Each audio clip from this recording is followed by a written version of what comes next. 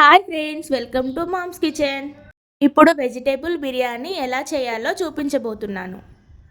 Video start చేసే ముందు ఒక లైక్ చేయండి, షేర్ చేయండి. మా ఛానల్ని సబ్స్క్రైబ్ చేసుకోకపోతే వెంటనే సబ్స్క్రైబ్ చేసుకోండి.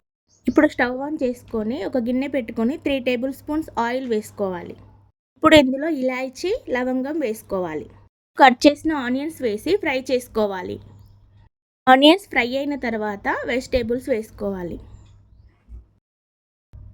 ఆలుగడ్డ, క్యారెట్, పచ్చిమిర్చి, టమాటో, క్యాలీఫ్లవర్, మిల్ మేకర్ ఇవి వేసుకొని బాగా కలుపుకోవాలి. వీటిని ఇప్పుడు ఒక 5 మినిట్స్ మూత పెట్టి మగ్గించుకోవాలి. ఇందులో ఒక స్పూన్ అల్లం, పసుపు, ధనియాల పొడి, జీలకర్ర పొడి, గరం మసాలా, ఒక స్పూన్ కారం, ఒక స్పూన్ ఉప్పు వేసుకొని బాగా కలుపుకోవాలి. ఇప్పుడు ఇందులో 1 కప్ పెరుగు యాడ్ చేసి బాగా కలుపుకొని ఒక 5 మినిట్స్ ఉడికించుకొని పక్కన పెట్టుకోవాలి.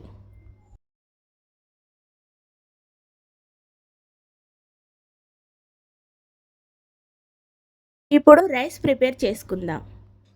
ఇంకొక గిన్నె పెట్టుకొని 2 గ్లాసుల రైస్కి 6 గ్లాసుల వాటర్ యాడ్ చేసుకోవాలి.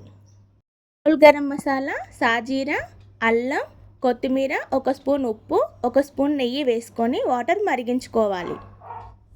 వాటర్ మరుగుతున్నాయి కదా, ఇప్పుడు ముందుగా కడిగి నానబెట్టుకున్న బాస్మతి రైస్ వేసుకొని 80% కుక్ చేసుకోవాలి.